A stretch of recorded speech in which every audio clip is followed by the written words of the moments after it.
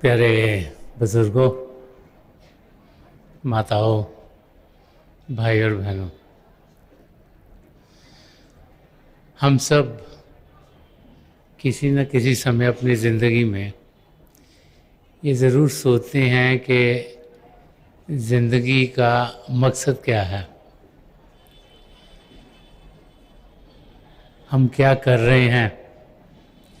जैसे जैसे ज़िंदगी गुज़रती है तो हर एक इंसान किसी स्टेज पर ज़रूर सोचता है कि क्या मैं जो कर रहा हूँ वो ठीक है, इससे बेहतर क्या हो सकता है, और ये ज़िंदगी जो प्रभु ने मुझे दी है इसका गोल क्या है, इसका लक्ष्य क्या है।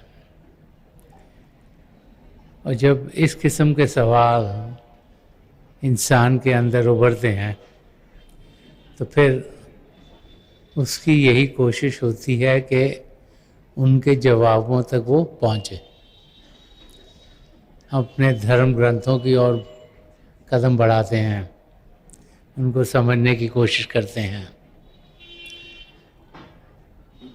महापुरुष जो इस धरती पर बार बार आते रहे, उनके वचनों को पढ़ने की कोशिश करते हैं ताकि जो ज़िंदगी है इसका ध्येय हमें समझ में आए और हम ये जान पाएँ कि हम यहाँ करने के लिए क्या आए हैं। बहुत से भाई बहन यही समझते हैं कि वो जो कार्य कर रहे हैं जिससे वो धन कमाते हैं उसमें वो बेहतर हों ताकि और धन कमा सकें। वो सोचते हैं कि धन दौलत से ही शायद ज़िंदगी सुखी होगी और यही शायद मकसद है इस दुनिया में आने का। लेकिन जैसे जैसे समय बढ़ता है और जैसे उम्र बढ़ती है तो शरीर में इंसान की कोई ना कोई तकलीफ़ उभरनी शुरू हो जाती है। तो जितनी भी धन दौलत हो इंसान के पास, कई बार उस तकलीफ़ को वो दूर कर नहीं पाता। आजकल के ज़माने में मेडिकल टेक्नोलॉजी भी बहुत बढ़ गई है, इसलिए बहुत सी तकलीफ़ों के हल हैं, लेकिन सारी तकलीफ़ों के हल इंसान के हाथ में है नहीं। तो जब उस हालत में इंसान पहुंचता है तो उसको समझ में आता है कि जितनी मर्जी धन दौलत इंसान के पास हो वो उस तकलीफ़ से उसे दूर नहीं कर पाते। तो इंसान सोचना शुरू हो जाता है कि सारी ज़िंदगी भर जो मैंने किया क्या वो ठीक था। और जब इस किस्म के सवाल हमारे अंदर उठते हैं तो फिर हम ये भी सोचना शुरू करते हैं कि ये दुनिया जिसमें हम जी रहे हैं ये किस किस्म की दुनिया है। यहाँ पर हम क्या करने के लिए आए हैं। जो रिश्ते नाते हमारे इस दुनिया में हैं, जिन्हें हम चाहते हैं कि वो सही रहें, जिन्हें हम चाहते हैं कि वो शांत रहें, हमारे चाहने के बावजूद उनमें हलचल क्यों होती है। और फिर जब इस किस्म के सवाल उठते हैं तो हम सब अंदर से चाहते हैं कि हम शांत रहें, हम खुश रहें, कि खुशी का माहौल हमारे अंग संग हो। वो खुशी जो सदा सदा के लिए रहे, वो खुशी जो क्षण भर में टूट ना जाए, वो ज़िंदगी जिसमें हम शांत रहें और ज़िंदगी हमारी आराम से गुजरती चली जाए। जब हम अपने धर्म ग्रंथों को पढ़ते हैं जिसमें कि महापुरुषों की वचन हमें पढ़ने को मिलते हैं, तो हमें बार बार ये समझाया जाता है कि पिता परमेश्वर ने ये सृष्टि रची। इस सृष्टि में प्रभु ने कई खंडमंडल बनाए और फिर अपने आप को अपने आप से अलग किया ताकि जो रचना उन्होंने की वो बच सके। हमारा असली रूप आत्मिक है, शारीरिक नहीं, मानसिक नहीं, आत्मिक है। वो आत्मा जो शरीर को जान देती है। परमात्मा का वो रूप है, उनका अंश है, उनसे अलग नहीं। लेकिन मन माया के इतने पर्दे हमारी आत्मा के ऊपर पड़े हैं कि आत्मा का हम अनुभव कर नहीं पाते। हम मन के खिंचाव से ये जिंदगी जीते हैं। जो हमारा मन चाहता है, जो इच्छाएं हमारे अंदर भेजता है, जो डिजायर्स हमारे अंदर भेजता है, उनको हम पूरा करते करते जिंदगी गुजार देते हैं। संत कृपाल सिंह जी महाराज बहुत बारी अपने सत्संगों में फरमाते थे कि अगर एक गाड़ी हो और उसको चलाने वाला उसे सही तरीके नहीं उल्टा चलाए तो वही हालत हमारी है।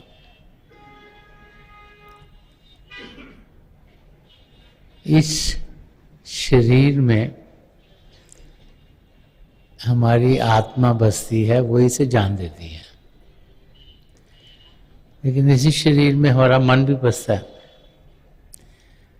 मन हमें बाहर की ओर लेके जा रहा है, आत्मा हमें अंदर की ओर लेके जाना चाहती है। उन दोनों में ये कश्मश लगी रहती है। हम मन के कब्जे में आ जाते हैं और जो मन चाहता है वैसे ही अपनी जिंदगी बनानी शुरू कर देते हैं। मन यही चाहता है कि हम दुनिया की चीज़ों में लगे रहें। मन यही चाहता है कि हम अपने आप को ना जानें। मन यही चाहता है कि हम पिता परमेश्वर से दूर रहें। मन यही चाहता है कि हम 84 लाख जिया जून में अटके रहें। तो मन इच्छाओं के जरिए हमें इस दुनिया की जो अट्रैक्शंस हैं, जो खिंचाव हैं, उनकी ओर खींचता चले के जाता है।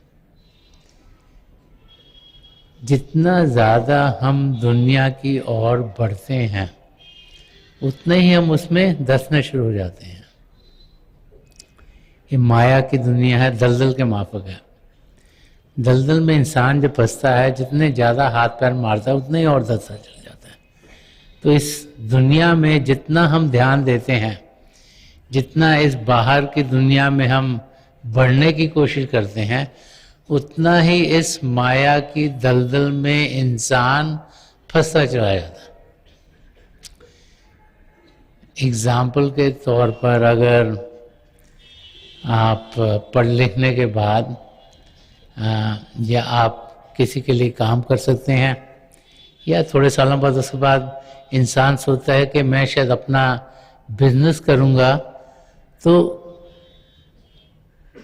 मेरे लिए अच्छा होगा, तो बहुत से भाई बहन बिजनेस करते हैं कि वो सोचते हैं कि बिजनेस अपना है, अपना इंसान बॉस है, काम किसी के लिए करो उनकी सुननी पड़ती है। तो बहुत से भाई बहन बिजनेस शुरू करते हैं। अब बिजनेस की बहुत इंटरेस्टिंग बात है कि जब आप बिजनेस करते हैं तो फिर आप बिजनेस के बारे 2400 घंटे सोते रहते हैं। आप सोते हैं, चाहे वो बिजनेस का समय हो चाहे ना समय हो, आपके अंदर हलचल रहती है कि आपका बिजनेस बढ़े कैसे, उसमें आपको प्रॉफिट कैसे ज़्यादा हो, कैसे आप ज़्यादा पैसे कमाएं। तो ध्यान इंसान का 2400 घंटे उधर रहता है। जब आप कहीं और काम करने जाते हो तो 8, 9, 10 घंटे काम करके शायद जब अपने घर में आओ तो आपको सुकून मिले। तो इंसान कोशिश करता है कि बिजनेस करे ताकि उसको शायद आराम होगा, शांति मिलेगी। लेकिन समय के साथ जैसे जैसे आप देखेंगे, आप बिजनेस बढ़ाने की कोशिश करोगे तो बिजनेस भी आपको छोड़ेगा नहीं।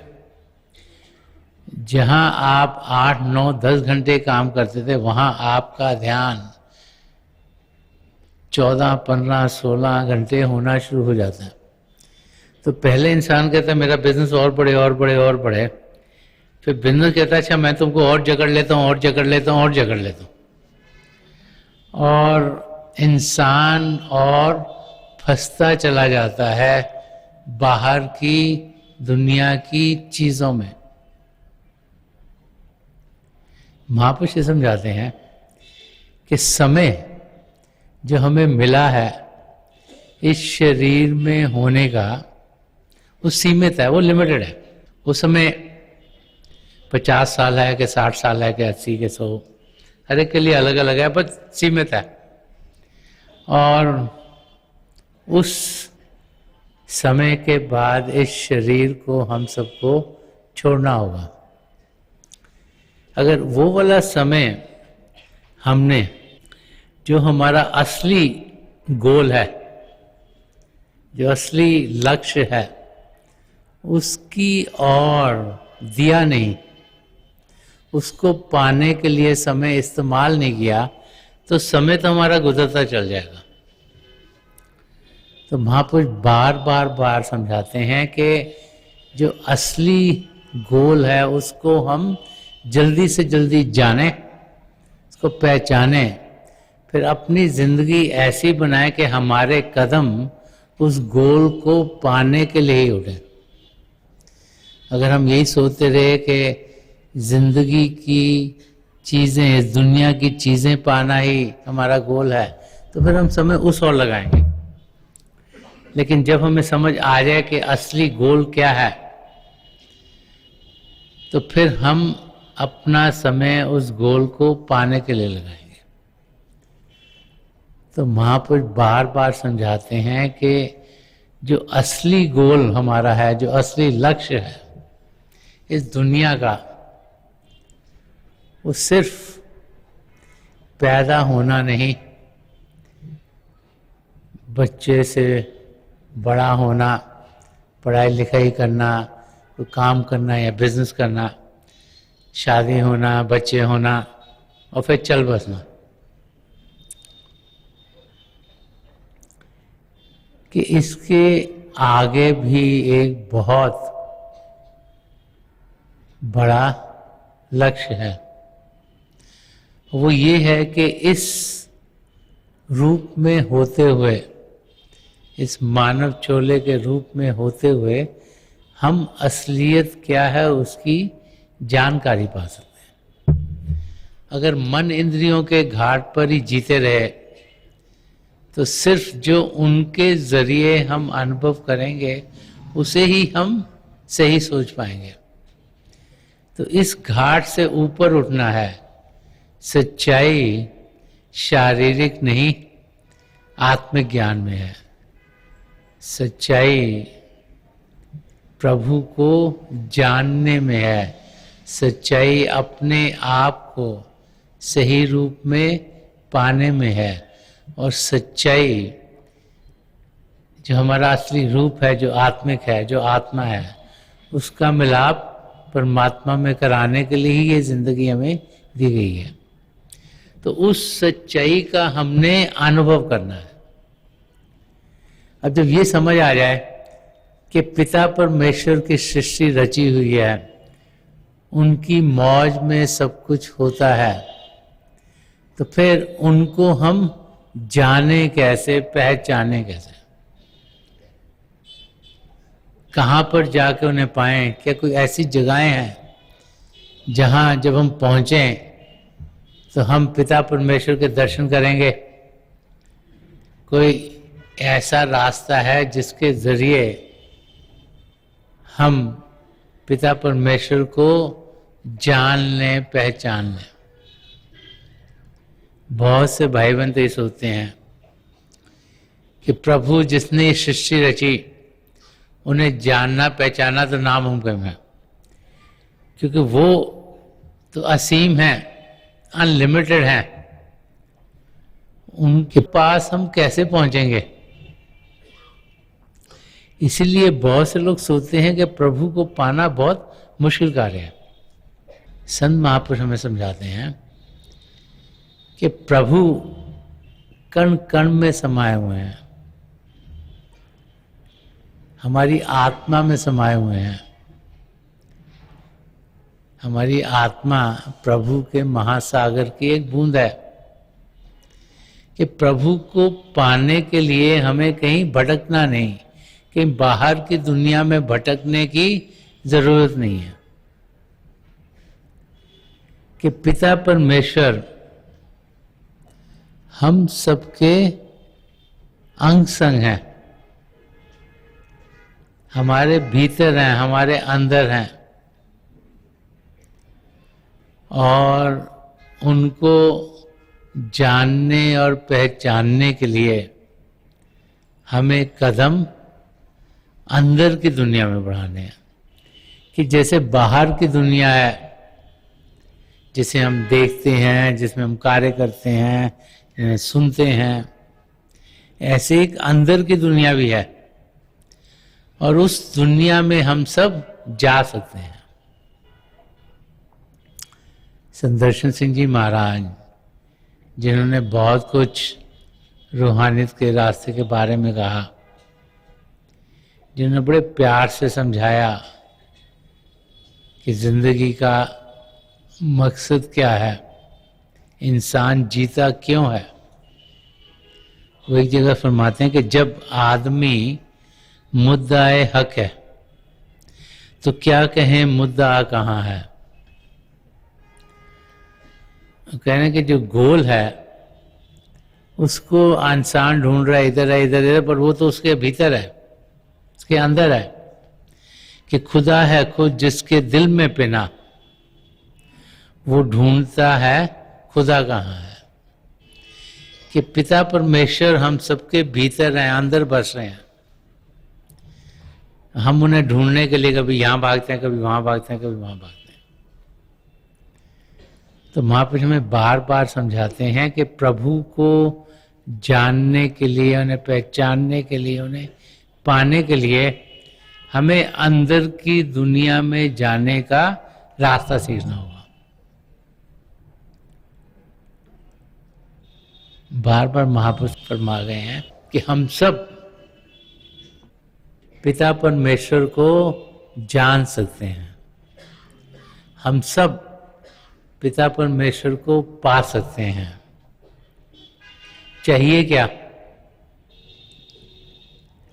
एक दृढ़ निश्चय, एक पैशन प्रभु को पाने की, एक लगन हमारे अंदर हो जो प्रभु को पाने की हो।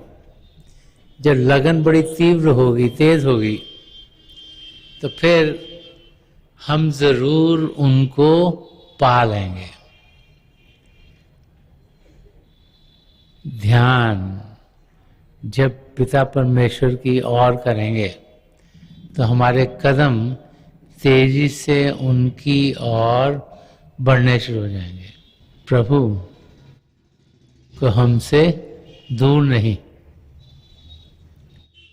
गुरबानी में भी आया कि सब कुछ घर में बाहर नहीं, बाहर टोले सो भरम बुलाए, कि सब कुछ इंसान के अंदर है, बाहर कुछ भी नहीं। जो बाहर की दुनिया में सुख चैन ढूंढने की कोशिश करता है, जो बाहर की दुनिया में प्रभु को पाने की कोशिश करता है, वो एक भ्रम की जिंदगी जीता है। ये दुनिया माया की दुनिया है, और अंदर की दुनिया में जो कदम बढ़ाता है वो फिर असलियत की जानकारी पानी शुरू कर देता है। संदर्शन सिंह जी महाराज ने एक और शेर में ये समझाया है कि जो हम देखते हैं वो है क्या। तो आंखों से हम देखते हैं, कानों से सुनते हैं, नाक से सूंघते हैं, जबान से चखते हैं, फिर स्पर्श की इंद्रिय है, शरीर में हजारों सेंसर्स हैं, फीलिंग्स ऑफ टच हैं। तो इनके जरिए हम बाहर की दुनिया का अनुभव करते हैं। इन आंखों से तो वो देखते हैं जो जड़ता या मैटर का बना है, इन कानों से वही आवाजें सुनती हैं जो इस दुनिया की हों, और ये जो हमारी सेंसेस हैं, फिजिकल सेंसेस, ये लिमिटेड है। जो हमें दिखता है उससे और भी ज्यादा है जो हम देख नहीं पाते। किसी इंसान को देखते हैं तो भारी रूप से उसके अंदर क्या चल रहा है हम देख नहीं पाते, लेकिन एक्सरे के जरिए, सीटी स्कैन के जरिए अंदर क्या हो रहा हमें वो समझ में आनी शुरू हो जाती है। जो आवाजें हम सुनते हैं वो भी एक बैंड में है, उसके ऊपर और नीचे भी आवाजें होती हैं जो हमें सुनाई नहीं देती। कई जानवर अलग बैंड में उनको आवाजें सुनाई देती हैं। तो तरह तरह की चीजें हैं जिनकी हमें समझ बिल्कुल उनमें से थोड़े से हिस्से की है, लेकिन जब हम इस शरीर से ऊपर उठते हैं और जब हम आत्मिक अवस्था में जाते हैं तो फिर जिंदगी क्या है वो हमारी समझ में आनी शुरू हो जाती है। तो संदर्शन सिंह जी महाराज इस शेर के जरिए हमें समझा रहे हैं कि जिंदगी क्या है। वो फरमा रहे हैं, तमाम परतों हैं अक्ष परतों, तमाम जलवे हैं अक्ष जलवा। वो कह रहे हैं जो भी हम देख रहे हैं किसी चीज की रिफ्लेक्शन है, और वो किसी और चीज की रिफ्लेक्शन है, क्योंकि इस समय हम पिंड के देश में जी रहे हैं, इस फिजिकल वर्ल्ड में जी रहे हैं। तो पिंड का देश अन्न के देश की रिफ्लेक्शन है, अन्न का देश ब्रह्मांड के देश की रिफ्लेक्शन है, ब्रह्मांड का देश पार ब्रह्म के देश की रिफ्लेक्शन, पार ब्रह्म का देश सच्चिदानंद के देश की रिफ्लेक्शन है। तो इस समय हम जो अनुभव कर रहे हैं, जो दुनिया में जी रहे हैं, वो असलियत से 4 रिफ्लेक्शंस दूर है, और इसी को हम असली समझ बैठते हैं। तो फरमा रहे हैं कि तमाम परतों हैं अक्षय परतों, कि जितनी भी रिफ्लेक्शन है, जो भी हम देख रहे हैं, जो भी इमेज देख रहे हैं, वो एक रिफ्लेक्शन है। और वो रिफ्लेक्शन क्या है? असलियत तो पिता परमेश्वर से है, वो आप ही की रिफ्लेक्शन है, कि पिता परमेश्वर की रिफ्लेक्शन है। कि कहाँ से लाऊं मिसाले सूरत, कि आप सा दूसरा कहाँ है। वो हमारे जो भी हम देखते हैं वो आप ही का रूप है। एक रिफ्लेक्शन हो सकती है, 2 हो सकती है, 3 हो सकती है, 4 हो सकती है आप ही का रूप, क्योंकि सारे सृष्टि पिता परमेश्वर ने रची है। तो फरमा रहे हैं कि आपके रूप अनेक हैं, और बार बार बार महाप्रभु हमें समझाते हैं कि सृष्टि के कण कण में प्रभु समाये हुए हैं। हर जीव में प्रभु का अंश है, चाहे वो इंसान के रूप में हो, जानवर के रूप में हो, पशु के रूप में हो, कीड़े मकोड़ों के रूप में हो। जिसमें जान है वहां पर पिता परमेश्वर है।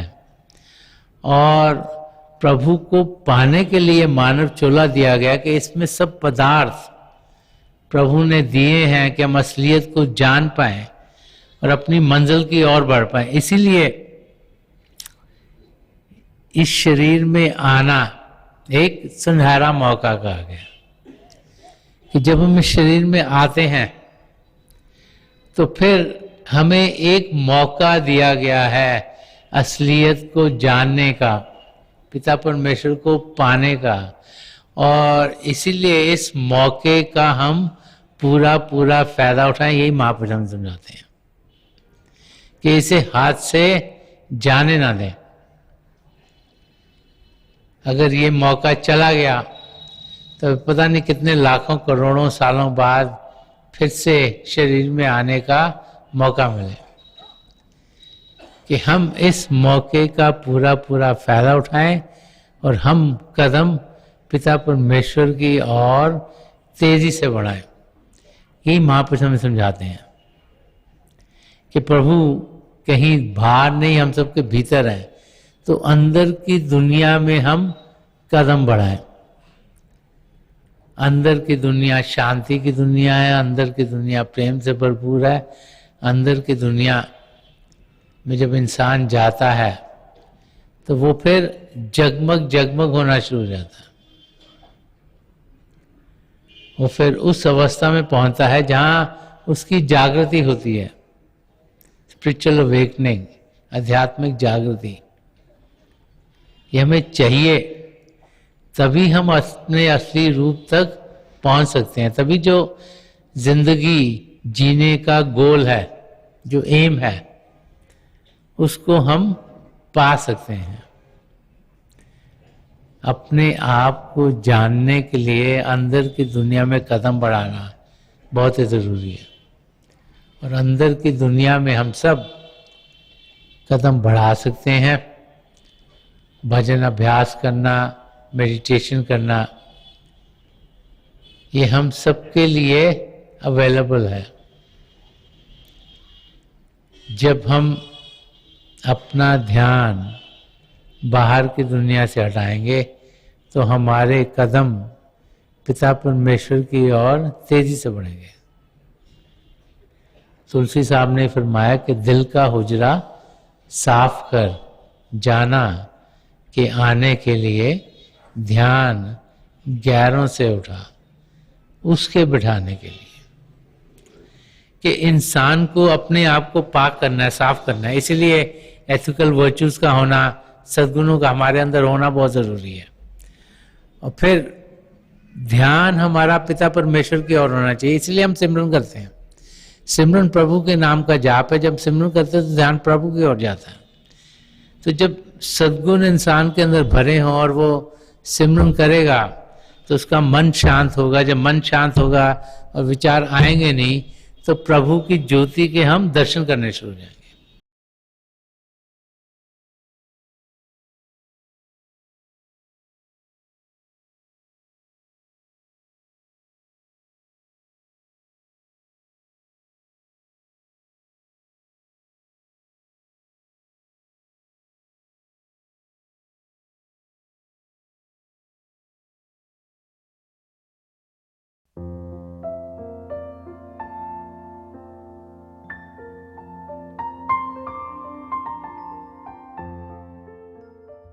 तो थोड़ी देर के लिए हम सब अभ्यास के लिए बैठ जाएं।